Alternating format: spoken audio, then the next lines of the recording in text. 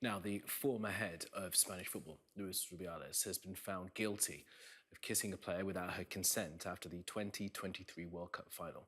Jenny Hermoso told the trial she didn't want him to kiss her, and now the High Court in Spain has ordered him to pay a fine of more than €10,000. That's just over £8,000. Well, let's get some more on this by speaking to Ruri Barlow and Jane Kenyon, who's the founder of Girls Out Loud. Ruri is a football journalist focusing on Spain's. Ruri and Jane, thanks so much for being with us. Ruri, let me just start off with you, if I can. And why don't you give us a sense of the significance of this particular case in Spain and on Spanish football?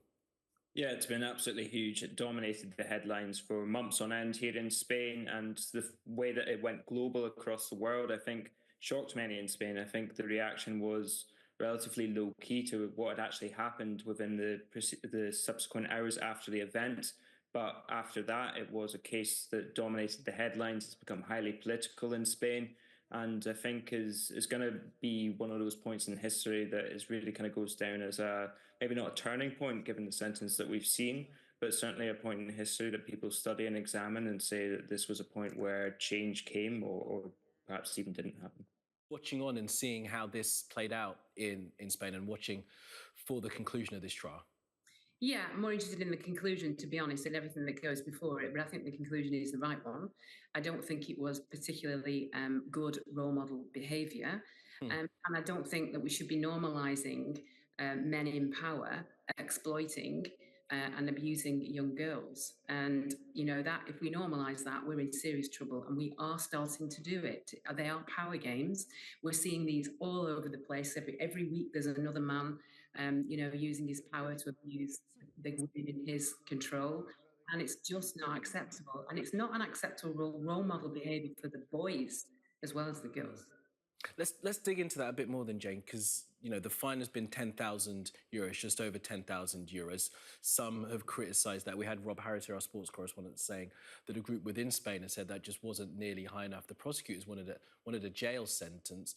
We're talking about sort of modelling of behaviour. Let's remember, Rubiales tried to defend this in the days after it had happened, didn't he, Jane? Yeah, I mean, of course he's going to defend it, but, you know, it was invading somebody's space, and it was also a power play, which is just not acceptable.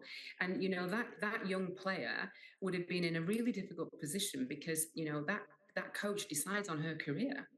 And, you know, so it's really, really difficult. It took a lot of courage for her to stand up to that and to say it's not acceptable. And as for the result, the fine, this is not really about money. This is about raising the awareness to say that that is not correct behaviour and in anywhere. So, you know, he can afford to pay that. He could afford to pay 100 times that. It's not about the money. I don't know about jail sentence either. I don't think I would be convinced that that would make any difference. I think it's about saying this is not acceptable. And from this point on, we learn and we behave differently in public space and the way we treat young women. Ruri, let me bring you in here because, correct me if I'm wrong, but is there a different sense as to how this may be viewed here and how it was viewed in Spain? I talk a little bit about Rubiales and sort of the days after this incident when he gave like a news conference and tried to defend himself, tried to make it seem as if it was no kind of big deal. And it kind of comes into a period in Spain where sexism and power politics, dynamics between the sexes is really, really high on the agenda. Yeah, absolutely. And as I was saying before, this has become highly politicized, and depending on which side of the debates you listen to, you will get completely different answers on what actually happened. And I think with this, I mean, you've seen Irene Montero, who's the former kind of head of equality and Minister for Women, and she's been kind of a leading voice on women's rights in recent years. And she said that this is the minimum punishment that we could expect. A lot of people from kind of the more centre-left side of this believe that this is the minimum sentence that Rubiales could have got because there was no aggravating factors in this case. There was no alcohol, violence, weapons, that kind of thing.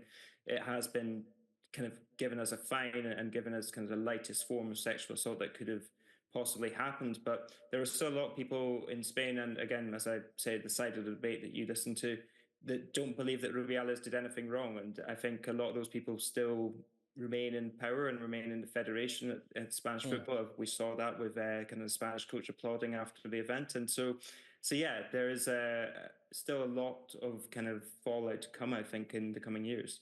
Rory, just on the point that Jane was making as well about how this should really, this fine and this essentially this sort of conviction for Rubiales should send a message, right? Will it send a message in Spain in light of what you've just said about the division?